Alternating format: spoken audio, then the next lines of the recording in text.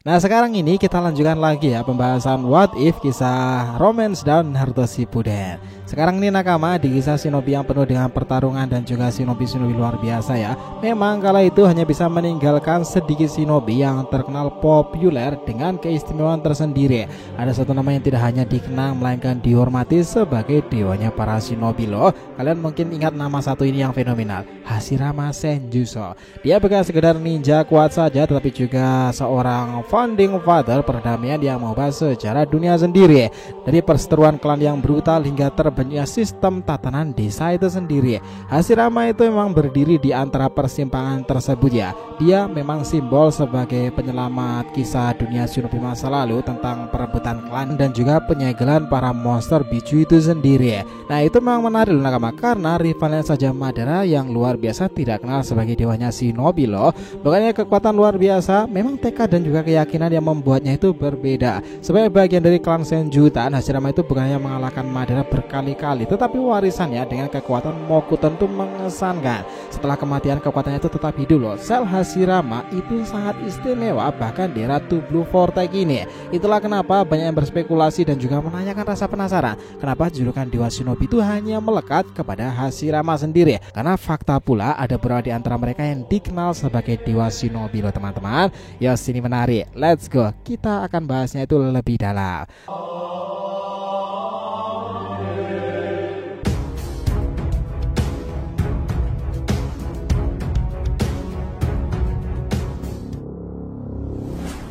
Oh ya, kita mau ingetin juga nih, sekarang itu YouTube udah ada fitur produk-produk unik lainnya. So kita akan senantiasa ngecantumkan produk-produk diskon super menarik dengan harga ekonomis yang bisa kalian beli tuh. Mau tumbler anime, lukisan, kaos, aparel, produk-produk unik lainnya, tema Jepang lah atau yang viral di marketplace, semuanya sekarang ada di YouTube. Jadi setiap video panjang, short maupun live kita akan berikan rekomendasi produknya itu, biar kita tambah semangat lagi tuh bikin kontennya. Jadi jangan lupa dicek dan dicek out ya jika kalian ngerasa tertarik. Oke, kita langsung masuk ke inti ceritanya. Nah coba bayangkan nakama, orang yang begitu luar biasa kuat itu berpengaruh hingga disebutkan sebagai dewanya shinobi itu bukan karena kekuatannya yang bisa menundukkan Kurama lainnya kucing jinak kala itu, tapi memang dia itu fenomenal teknik-tekniknya. Perannya luar biasa menciptakan dunia shinobi yang kita kenal sekarang ini. Hashirama memang sangatlah dikenal luas seperti itu. Pendiri Konoha sendiri salah satunya, pemersatu klan dan swasta yang bahkan para kage itu segan padanya kan. Kenapa justru dia yang mendapatkan julukan hal ini, bukan shinobi lain seperti Madara atau bahkan Hiruzen yang dia juga dikenal sebagai dewa shinobi loh. Apalagi terkhusus untuk orang-orang yang menjadi Rikudo itu, padahal mereka melebihi Hashirama, tapi tetap saja yang membuatnya begitu spesial hingga bahkan sel tubuhnya pun diperebutkan. Inilah yang membuat Hashirama itu dijuluki sebagai dewanya shinobi. Kalian mungkin akan bertanya-tanya pula kenapa Hashirama Senju dijuluki hal tersebut. Padahal ya nakama, kalau kita lihat dari segi kekuatan, memang masih ada sosok seperti Hagoromo, Rikudo Obito, Kaguya sendiri, bahkan Rikudo Madara loh, yang bahkan para Otsutsuki lainnya tuh jelas-jelas lebih kuat dari Hashirama. Tapi tetap saja ya nakama, gelar itu tuh memang melekat pada Hashirama sendiri, bukan pada mereka. Nah kalian mungkin penasaran kenapa seperti itu. Nah sebelum kita masuk ke alasan utamanya, kita harus breakdown lebih dalam lagi nih sejarah dan juga julukan itu. Dewa shinobi atau dalam bahasa Jepang disebutkan sebagai shinobi no kami, ternyata bukan hanya milik Hashirama seorang diri nakama. Ada beberapa nama lain yang pernah disebutkan dalam gelar ini, yakni Hiruzen Sarutobi dan juga Hagoromo Otsutsuki. Pertama kali gelar ini muncul memang di chapter 121 kala itu ya, dimana Orochimaru menyebutkan Hiruzen sebagai dewa shinobi. Saat itu Hiruzen memang dikenal sebagai Hokage yang sangat kuat dan serba bisa kan, apalagi dia punya Tobirama tuh, makanya dia luar biasa banget. Ia mendapatkan julukan tersebut. Gelar ini terus melekat padanya sampai chapter 373 lagi. Ada sesuatu yang baru dan orang yang dikenal sebagai dewa shinobi lain adalah Hagoromo Otsutsuki nakama. Tapi ternyata itu gini, terjemahan itu kayaknya agak rancu ya. Hagoromo sebenarnya itu bukanlah shinobi no kami, melainkan shinobi no shisho, alias nenek moyang para shinobi. Itu jelas berbeda kan, karena terjemahan sendiri. Seiring berkembangnya cerita, muncul lagi beberapa karakter kuat, bahkan yang mereka gelar dewa shinobi itu terlalu berlebihan untuk Hiruzen kan, karena ada sosok lain yang sebenarnya itu lebih kuat dari Hiruzen. Akhirnya di chapter 615-616 nya itu Suigetsu secara resmi mengkonfirmasi bahwa julukan dewa shinobi sebenarnya lebih sering dikaitkan dengan Hashirama Senju itu. Dan sebagai tambahan nakama, chapter 620 itu Orochimaru kembali menyebutkan bahwa dia itu merasa terhormat mendapatkan pujian secara langsung oleh seorang dewanya para shinobi, yang tak lain itu mengacu pada Hashirama yang ada di depannya. Itu membuktikan nakama bahwa jika Hiruzen hanya dijuluki demikian oleh warga Konoha saja, maka Hashirama jelas mendapatkan pengakuan sebagai dewanya shinobi di seluruh dunia kala itu. Kenapa Hashirama yang mendapatkan gelar ini? Ini menarik. Pertama, karena dia sendiri adalah seorang pendiri shinobi modern. Sebelum adanya sistem desa seperti Konoha, para ninja hanya hidup dalam kelompok-kelompok klan itu. Mereka bertarung tanpa henti demi kekuasaan. Dua klan paling dominan saat itu adalah Senju dan juga Uchiha. Hashirama sebagai pemimpin klan Senju terus-menerus berhadapan dengan Madara Uchiha, rival abadinya itu kan. Tapi berbeda dengan kebanyakan pemimpin perang kala itu, Hashirama tidak ingin klan mereka terus bertarung kan. Ia ingin perdamaian dan ingin dunia shinobi itu cepat berubah. Madara tidak mudah diyakinkan. Baginya dendam pada klan Senju itulah, terutama setelah adiknya terbunuh si Izuna. Sudah terlalu dalam luka lama itu, Hashirama tidak menyerah sama sekali dan ia menawarkan perdamaian di sana, baik dari kata-kata, MOU atau bahkan dengan kekuatan secara langsung. Puluhan tahun berlalu nakama, Madara tetap saja menolak. Sampai akhirnya setelah kekalahan terakhirnya, ia mulai melihat kesungguhan Hashirama itu. Yang menarik itu adalah Hashirama bahkan rela mengorbankan nyawanya demi perdamaian kala itu. Nah, ketika Madara masih ragu ya, Hashirama menawarkan untuk mati jika itu berarti bisa menghapus permusuhan antara Uchiha dan juga Senju Hutan. Momen itu benar-benar epic banget dan menunjukkan siapa Hashirama yang sebenarnya kan. Seorang yang lebih mengutamakan perdamaian daripada egonya itu sendiri. Itulah ciri khasnya. Nah, karena itu akhirnya Senju dan Uchiha itu bersatu. Hashirama serta Madara bersama-sama membangun desa untuk pertama kalinya yang dikenal sebagai Konohagakure. Meski keduanya pendiri, dunia melihat Hashirama sebagai sosok utama di balik terbentuknya sistem ini. Setelah Konoha berdiri, sistem desa mulai diikuti oleh banyak klan lain. Hashirama pun terpilih sebagai Hokage pertama ya, bukan karena kekuatannya saja, tapi karena visinya yang ingin menciptakan dunia lebih stabil. Nah, disinilah sistem desa shinobi modern itu lahir nakama. Ini adalah salah satu alasan utama kenapa Hashirama dihormati sebagai dewanya para shinobi. Tapi tak hanya itu saja nih, Hashirama itu juga berusaha menyatukan desa dunia shinobi lain yang lebih luas lagi loh nakama.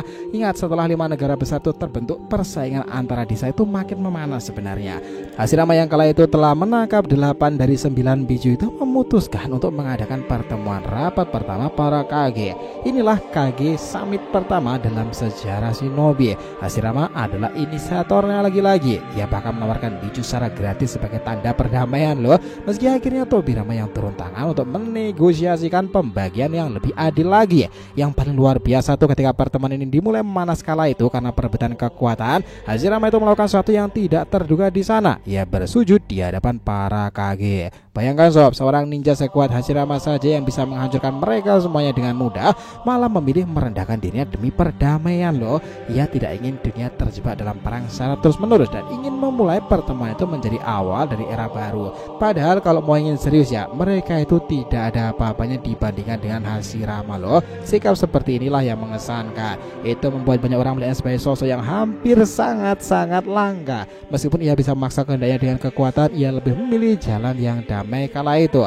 Jangan salah ya nakama, meskipun ia berhati lembut, Hashirama tetaplah petarung yang tak tertandingi sampai zaman itu. Ninja terkuat di eranya, bahkan lebih kuat dari Madara yang sudah menggunakan Eternal Mangekyou Sharingan dan ditambah Kyuubi Kurama sekaligus. Mengesankan gak tuh?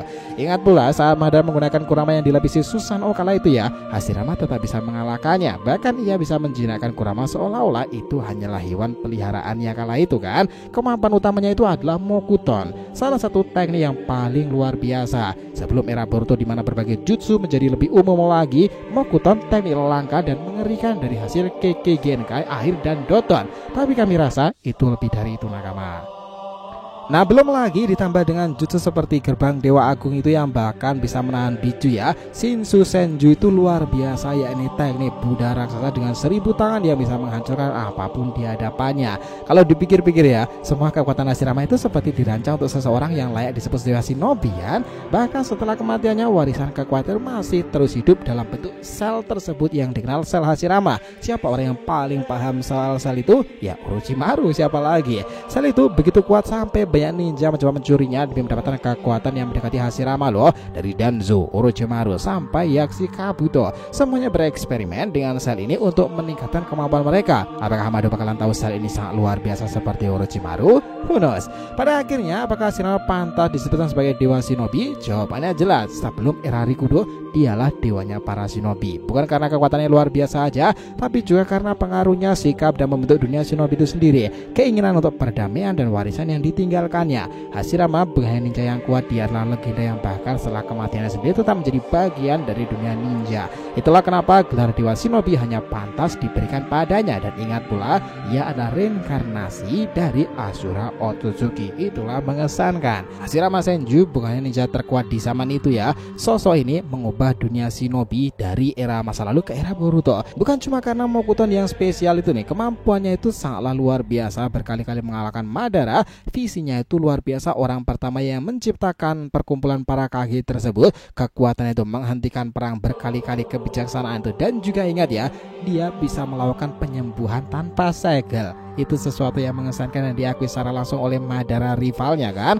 Loh, itu shinobi itu luar biasa parah cuy. Di era Ego Jubi Boruto 2 Blue Vortex sekarang ini, kalian ingat kekuatan yang digunakan oleh mereka? Bukannya itu Mokuton tuh. Nah, kita sudah melihat sendiri siapa pengguna Mokuton pertama kali yang pernah dilihat dalam canon cerita resmi shinobi. Ya, Hashirama. Sepakat nggak tentang semua hipotesa ini? Jadi itulah tadi ya pembahasan kita kenapa julukan dewa shinobi itu sangat layak diberikan kepada Senjutan Hashirama. Oh ya, jangan lupa ya untuk subscribe 3 channel terbaru kita ya teman-teman. Saga Boruto 2 Blue Vortex, Joy Boy The Library of Nika, dan juga Shonen Sudesi. Nah, tolong ikutin, subscribe, dan juga ramaikan di sana, oke? Jadi ditanyakan silahkan nih, feel free tulis di kolom komentar di bawah ini teman-teman. Thanks ya telah menonton video ini sampai akhir, and we'll be come back again.